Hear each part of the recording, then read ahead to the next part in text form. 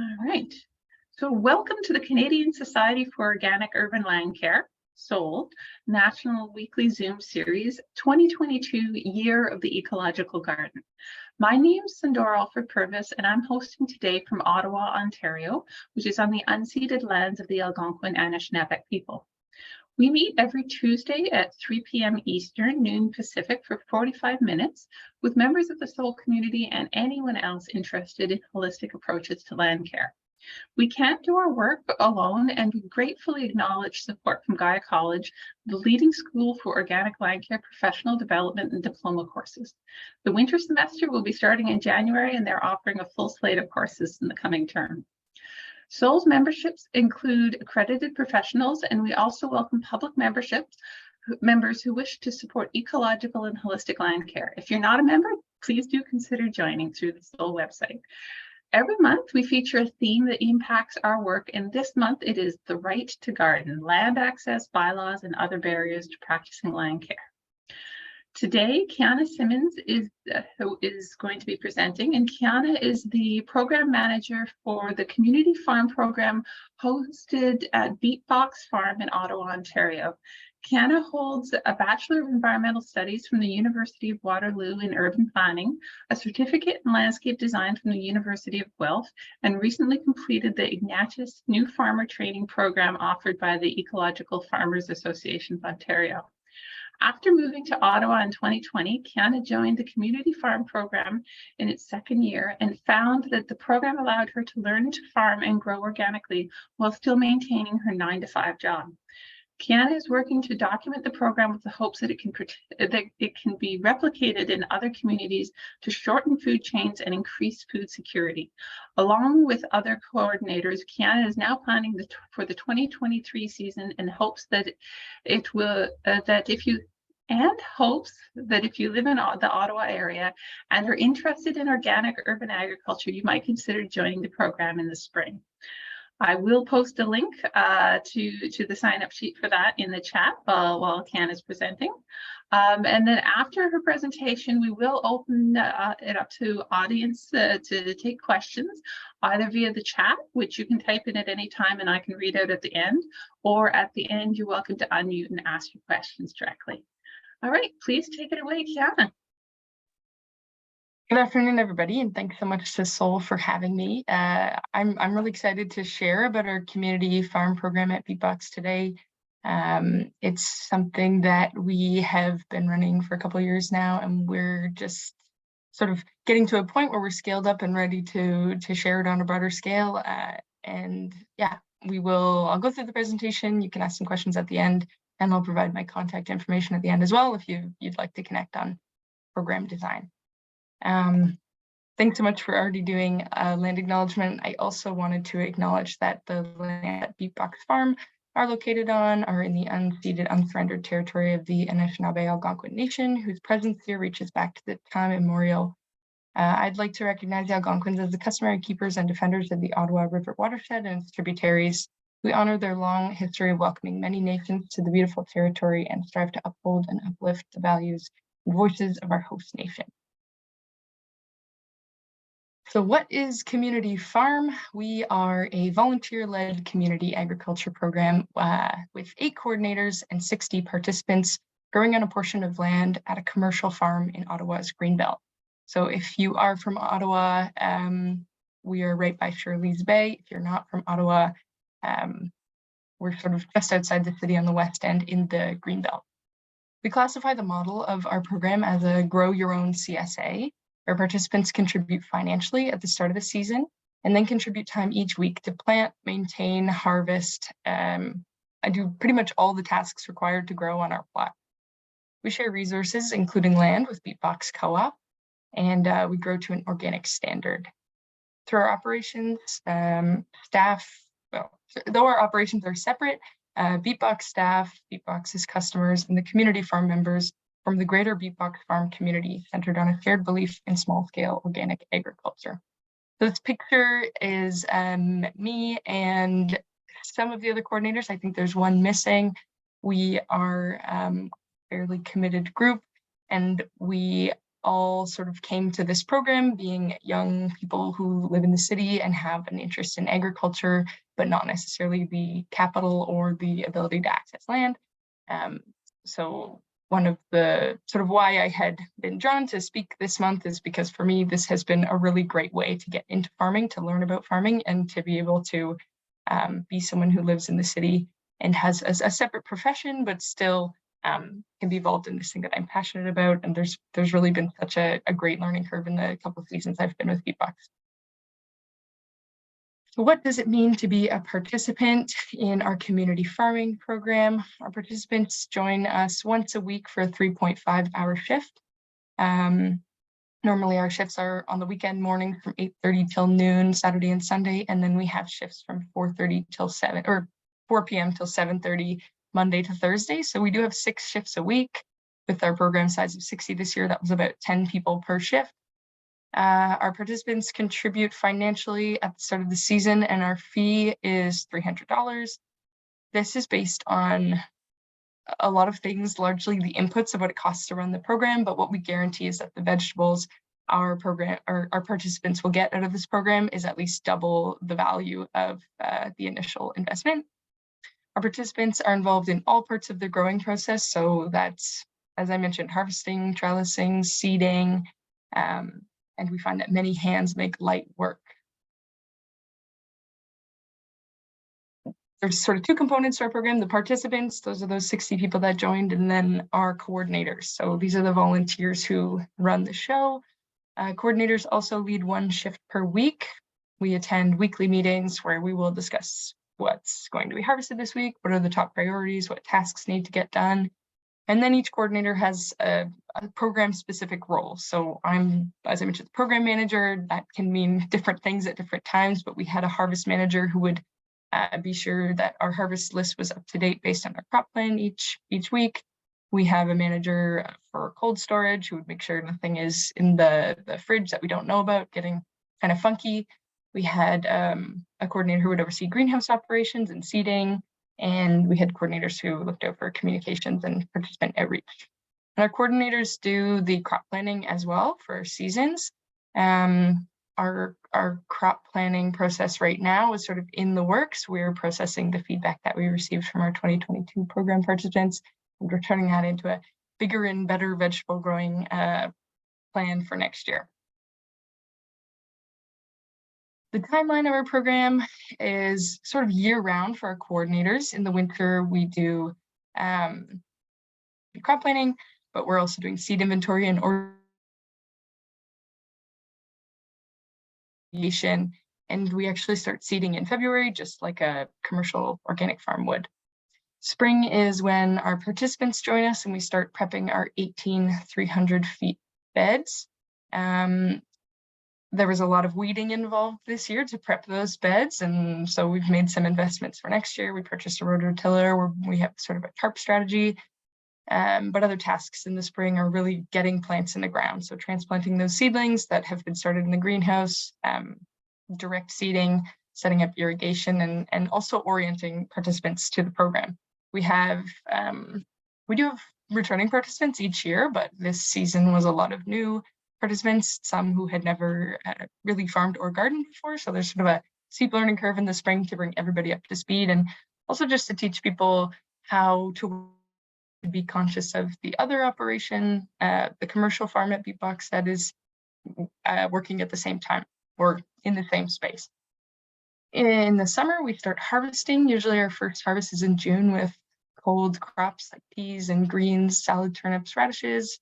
There's still some weeding. We trellis our crops. We do a lot of pest management and just taking care of our veggies to make sure that they're going to produce for us all summer long.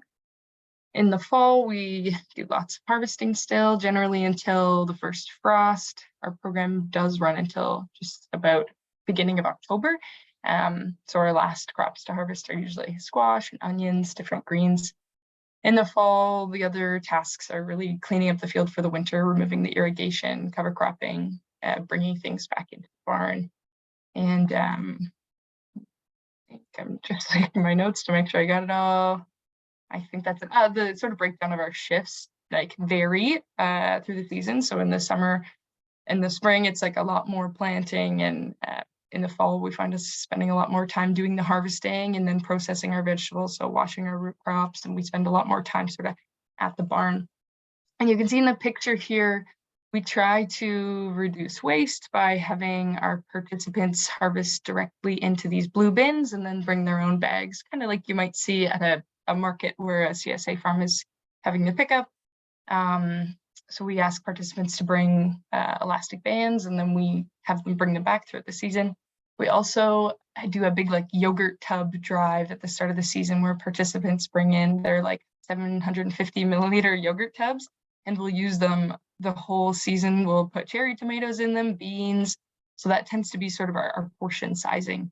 And it works really well. At the end of the season, we can recycle them, or we'll just keep a big stash for the next season.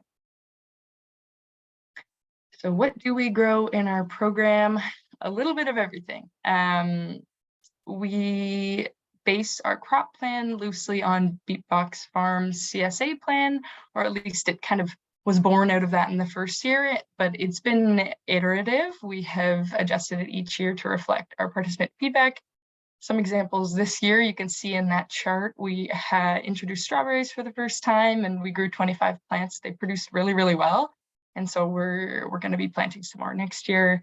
There will be things that we don't grow next year that didn't work out this year. And we tend to get feedback each year from different participants who like to cook different global cuisines, and we'll try to incorporate new crops in the crop plan that are of interest to our participants.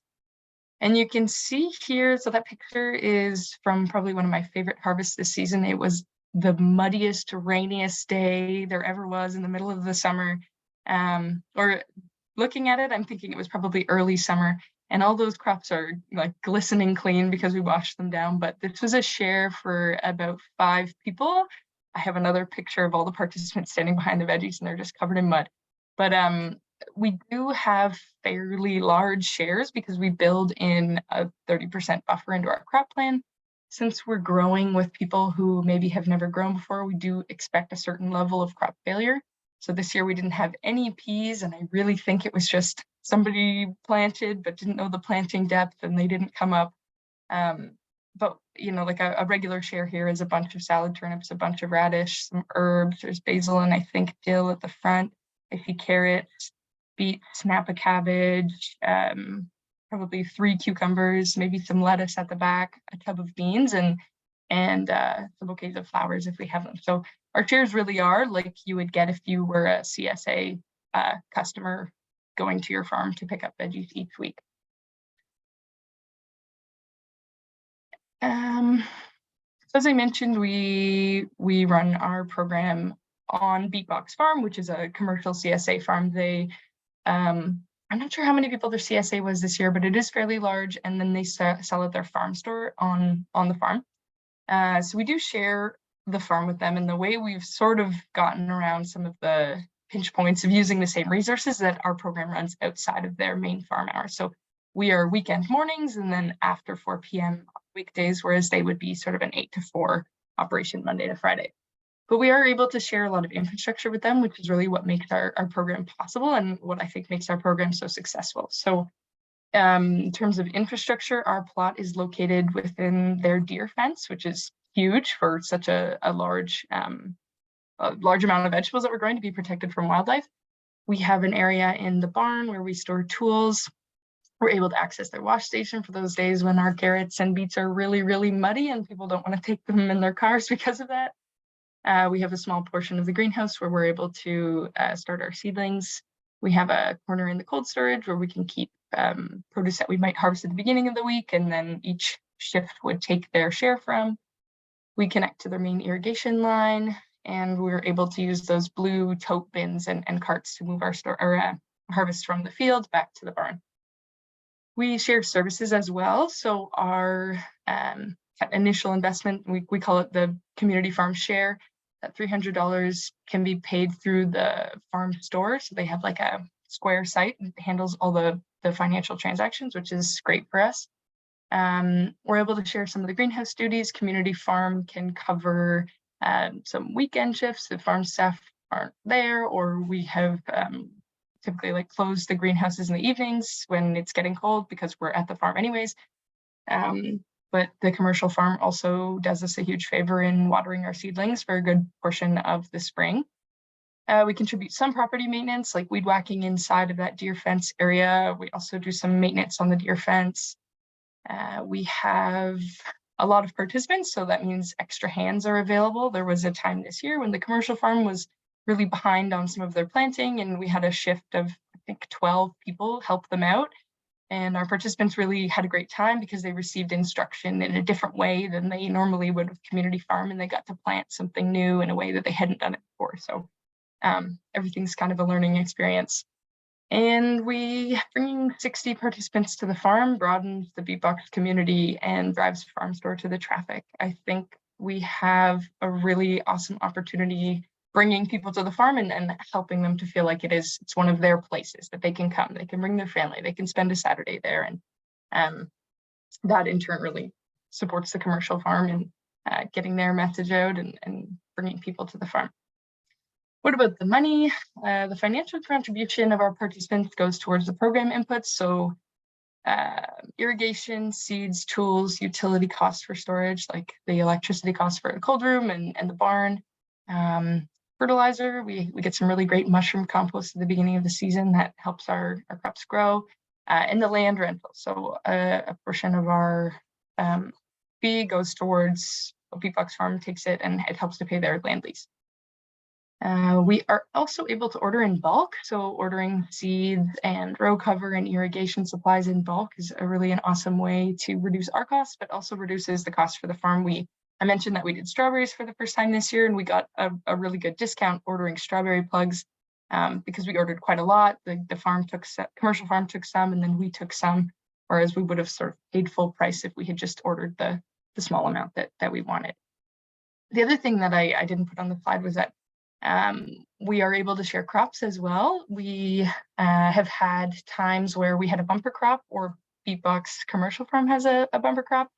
In 2021, they had like an excess of tomatoes, and they said, we're just going to leave these on the vine, so you guys are welcome to pick them. And I have never seen more tomatoes in my life. I have pictures of just like bins and bins and bins of tomatoes. And so, what we would do is give them to our participants, encourage them to preserve them or to give them away. When we have large quantities like that, we can donate, but sometimes community farm will grow something really nice and a high quantity of it, and we'll be able to give that to Beatbox. We had a lot of parsnips in 2021 that were really beautiful, and just not enough people to take the parsnips, so we were able to give some to Beatbox Farm. We also grow our garlic together. So Beatbox does like a big crop of garlic each year, and we will help with some of the weeding and some of the planting if available, and then they will give us a portion of that garlic once it's been once it's ready, once it's been cured, and we'll clean it, and then it will be what we give our participants later in the season. Benefits to this style of program. I'm obsessed with it. I really, really love this program, and I really believe in it. So these are kind of the top ones I put down, but I could probably talk your ear off about all the benefits.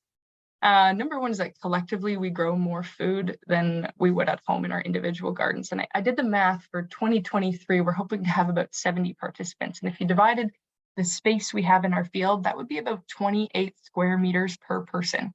So we're thinking if our participants each had 28 square meters of growing space at their individual dwellings, we would anticipate that you'd work a lot more than 3.5 hours a week in order to maintain that. We're around there. But we're able to access the space on organically maintained and really fertile land and grow at an agricultural scale. So this is just a little picture of a squash harvest from a couple of years ago, or I think this was last year. And this wasn't all of it. I think we got like 2 wagonfuls or something, but for me, it was the first time I'd seen that many squash come out of a garden. It just really blew my mind, right? There's financial benefits and security for the commercial farm, having us help pay for some of the utilities that we use, which is space that might have otherwise not been being used. Also to contribute to the fees to lease the land. There's social and community opportunities. So our participants get to meet like-minded people, spend time outside, and be involved in different events that are hosted at the farm. And for a lot of people, this is their first time accessing agricultural land. and gardening. We've had people who are like, oh, I've only ever really lightly gardened. I don't know anything about farming. I just saw this and thought it sounded interesting. So we have this really awesome opportunity to show people the work that goes into producing healthy organic food, but also to, I don't know, show people the beauty of growing vegetables and to produce your own food and to do it in a sustainable way. Of course, we are not without our growing pains. This program has sort of scaled up each year, and our program's success depends on participant attendance, right? Having all those hands in the fields to do the work. And we found that this year we had a lot lower program attendance, like on a weekly basis in the summer, because people aren't stuck at home anymore, right? People want to go on vacation. People aren't looking at travel restrictions and wondering what they're going to do. So that's something that we're trying to address in our program design for next year, is how can we give people flexibility but still get the hands we need to get the work done in those really busy points of the season. More coordinators equals a higher quality. We had 8 this year with 60 participants. So some days that was just one coordinator for like 10 people. Some days that was 2 coordinators for 10 people. And we found that we need more coordinators, or at least people with experience, to be available to answer questions or to be available to really show people how to do certain tasks if we want them done. I don't want to say the right way, but the way that means that we will produce good, high quality vegetables. And there's always, like, I think something that our program participants don't always know at the start of the season is that, like, there are bugs in a farm field. We had somebody who took a head of lettuce home and said, there's a frog in my head of lettuce. And so there's a bit of a learning curve to show people that, yeah, like we can grow really beautiful lettuce, but there will be holes in it sometimes, because this is what it's like growing organically. So even though we have lots of coordinators, we still have people who it's just very new to them, and they're still learning. So yeah.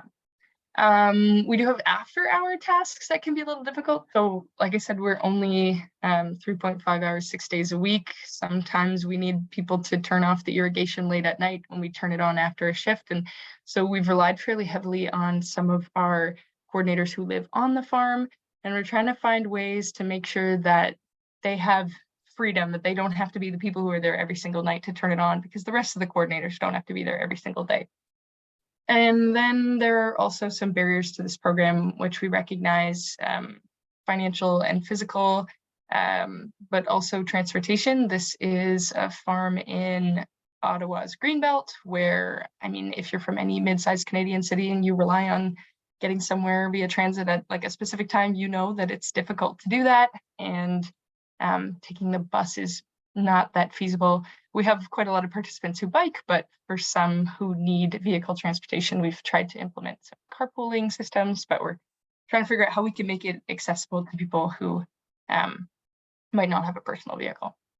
And scheduling. So our weekend shifts are 8:30 to 12:30, which works for some people. Some people don't want to join on the weekend, but our weekday shifts are scheduled from 4 till 7:30, and that's largely just based on the fact that the sun sets at different times in the summer. So in the spring and in the fall, 7:30 really isn't, it's not that light out.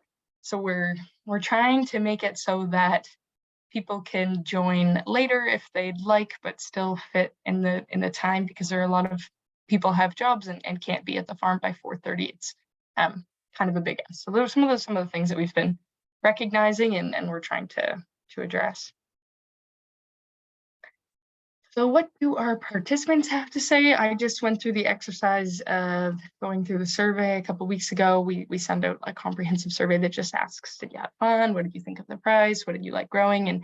And overall, our participants found the price to be fair. Almost everybody said fair. We asked our participants what they want us to grow more of, and it is completely all over the board. I would really like more lettuce. Please, no more lettuce. I really love herbs. No more herbs. Oh, I love salad turnips. I don't like salad turnips. More tomatoes, less tomatoes. And every year it's like that. We'll get a lot of different feedback. And so we kind of have just stick to the plan. We tweak it a little, but we're hoping that next year we'll be able to create an environment where participants feel like they can trade things, or a system where we can allow participants to donate produce that maybe they don't want this week or they have too much of, and that we can take to like a community fridge or a food bank or something. We had a point of asking for more instruction, which is something that we recognize. More coordinators equals better quality, but also a better participant experience. So we're hoping that some of our 2022 participants might join us as coordinators in 2023, or even a backup coordinator and take a lead on some of those different roles and focusing on different crops. And we had some interest in a half share option, so coming bi-weekly. Some of our participants found that coming weekly was a big commitment.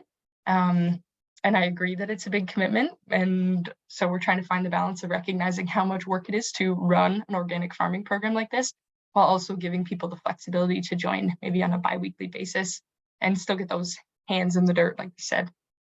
But overall, we had some really good feedback this year. They enjoyed their experiences. They looked forward to their shifts. It's like, I can't wait for Wednesday every single week because I get to go and hang out with my community farm crew. And that was really great to hear. And people really enjoy being with like-minded individuals. So yeah, it was some really good feedback. So that's my overview of the farm. I wanted to just say that if you're interested in the design of this program, or I don't know, you have ideas about it, or you are interested in starting something like this yourself, definitely send me an email. I love talking about it. It's just really something that I believe in, and I'm always thinking of ways to sort of make it better and looking for different examples, I don't know, nationally and globally that other people are doing something like this. So I'd love to talk about it. If you're interested in joining the program, we're going to post the link in the chat about the wait list. So we're not actively recruiting participants for next year, but we are, we're doing the program design right now, and you will probably see the registration go out on the Beatbox website and on social media in March. I think that's when we opened registration this year. So definitely get your name on the wait list. Even if you don't sign up, we can send you some more information in the new year.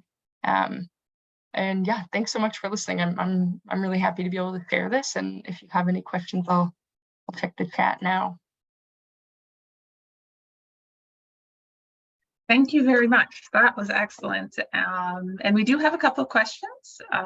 If you want to go ahead and end the screen share, we can just sort of have our faces up. And I'm going to just pull my chat back up. Chat, there we go. So there were a couple of questions that came in while you were giving the presentation. One was, is the $300 a one-time fee, or is it a recurring fee each year? It is a recurring fee each year, because each year we have to order seeds, we pay for the land lease each year.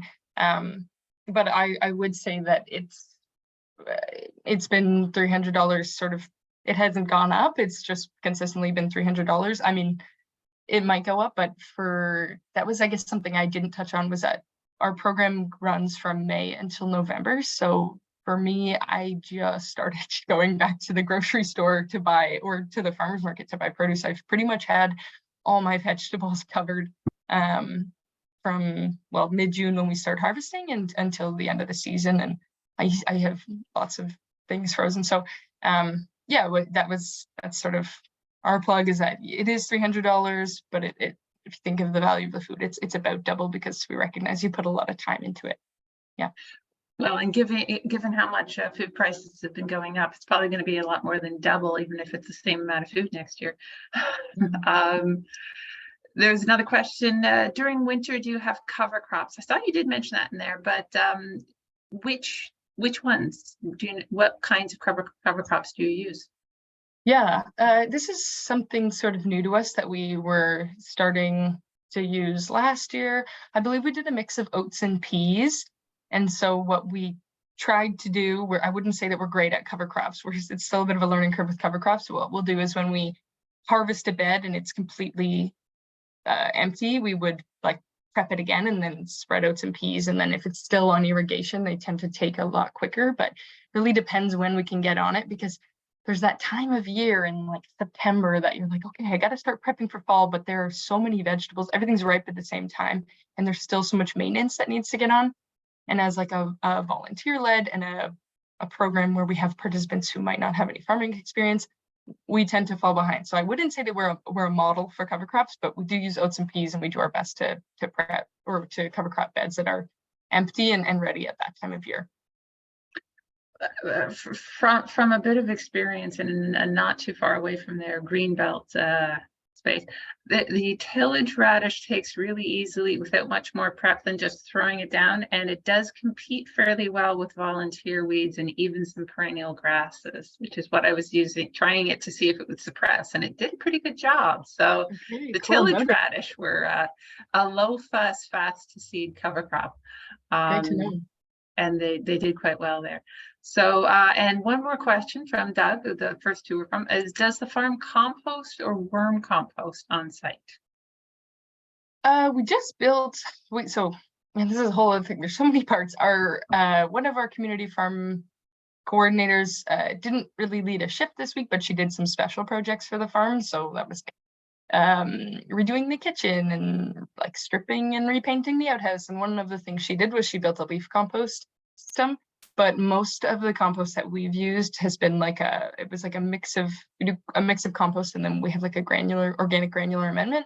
So we have purchased in mushroom compost, I think, for the last 2 years. But again, that's something that it's one of those things that we are able to share with the commercial farm. So they do the ordering of that, and they just sort of set aside an amount for the size of our field, and then we use it. So I don't know exactly the details on it, but I know it was mushroom, and that it's good. Like, it works really well.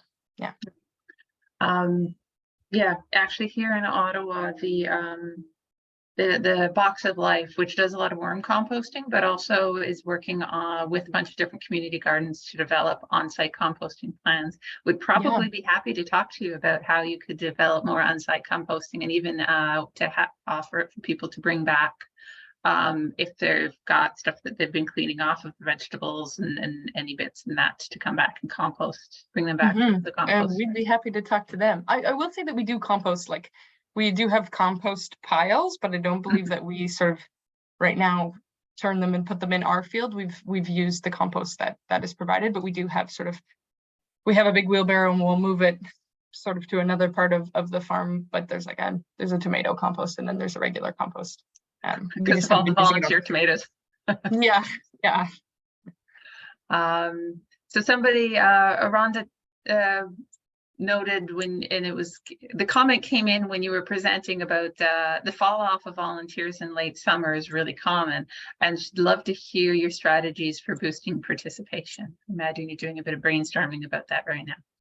Yeah, well, one thing that we did last year that was awesome is we said people, you're going to sign up, but if you want to sign up, like if you know you're going to miss some shifts and you have someone that might want to cover for you on those weeks, bring them to the orientation and bring them to some of your shifts, and you can we can show them how it works. And then when they come, they could just be extra hands. The other thing is that inevitably we do have people drop out of the program. So it was actually quite a lot of work this year. Recruitment was almost ongoing because we had people who at the start of the season, I don't know, different reasons why people couldn't continue with the program, or maybe just weren't interested with continuing. So later in the summer, we had a couple people drop out for good, and we were able to recruit new people. But we are considering this option of a half share where you'd be able to come once every 2 weeks. And so the hope is that we would still be able to have 70 people working each week, but people aren't required to be there each week. They would be able to come once every 2 weeks. And we held a big Bring a Friend week at the peak of zucchini season when we just had too many vegetables and not enough people showing up. We said, it's Bring a Friend week. Next week is Bring a Friend week. Please bring a friend. We would sort of have that friend work with the participant. We'd say, you're going to kind of show your friend around.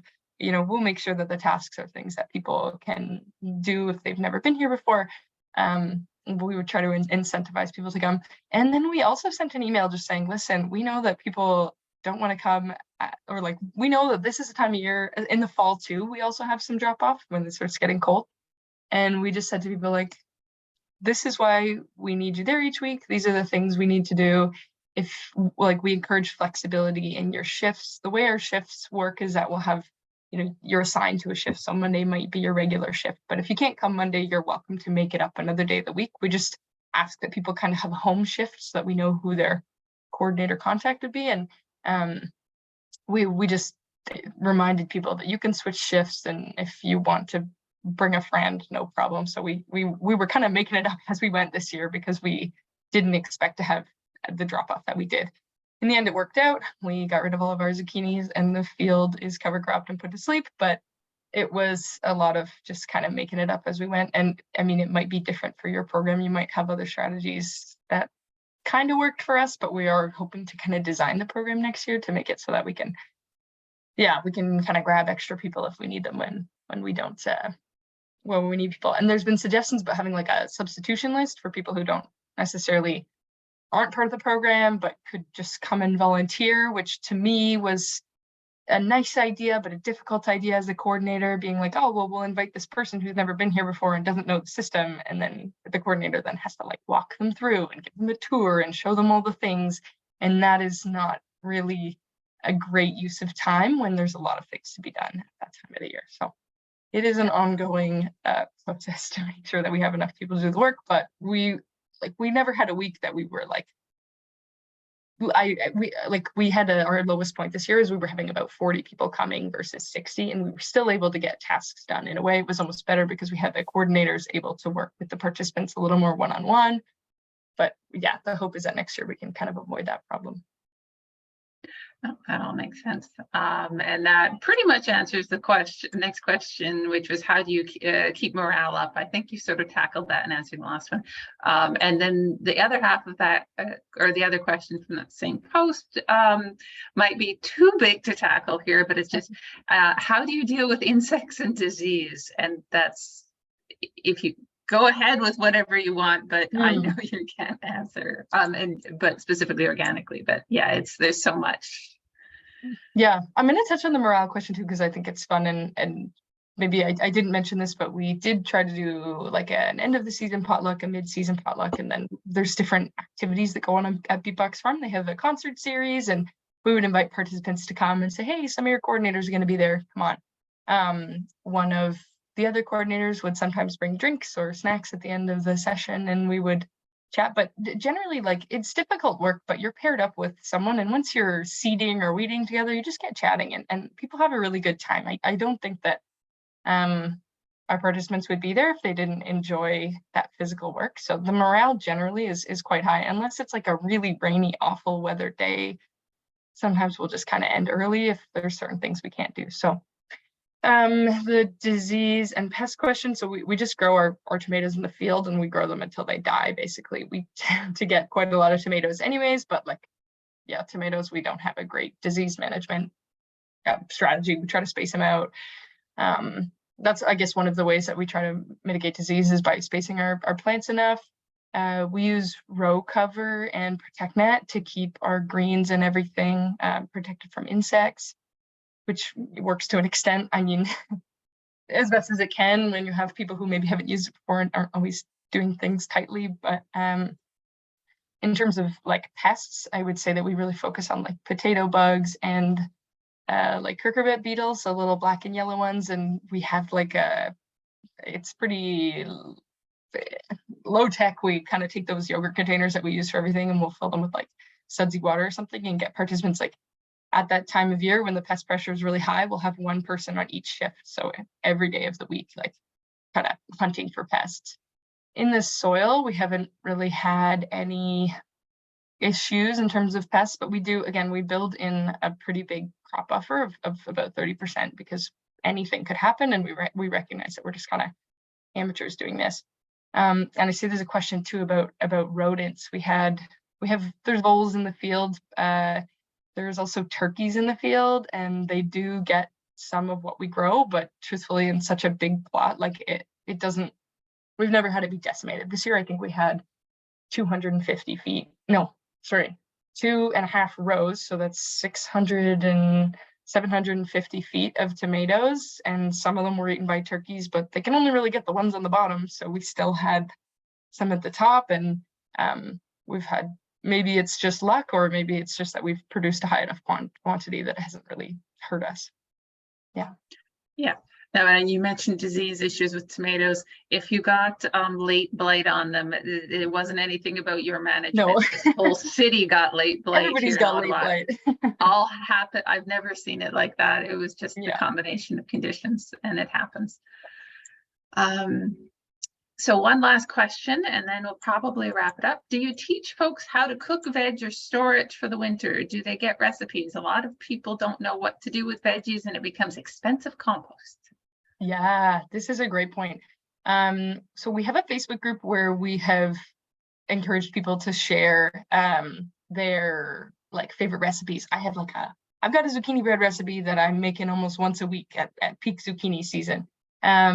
But that's been a great way to help people get to talking about how they're going to use their produce, because it definitely can be overwhelming at times. We haven't done any storage workshops, but we've talked about it every year. And then it's been like, it's the time when we should do a canning workshop, or we should do some type of, I don't know, like dehydrating workshop or something. And then we just haven't had time. But my hope, or our hope for this year, is that we'll have a coordinator who can maybe do some like event planning at the beginning of the season.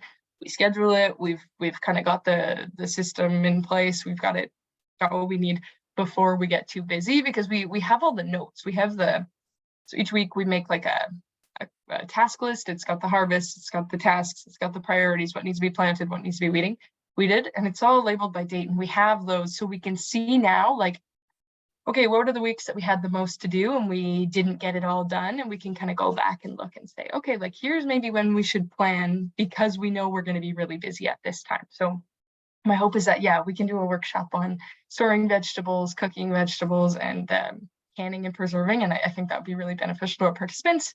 So fingers crossed that it happens this year. Oh, awesome. And I had one thought that I jotted down while you were presenting. You were talking about the challenge of levels of coordinators versus the other participants. Is now that you've got is it 1 year or 2 that it's been going on?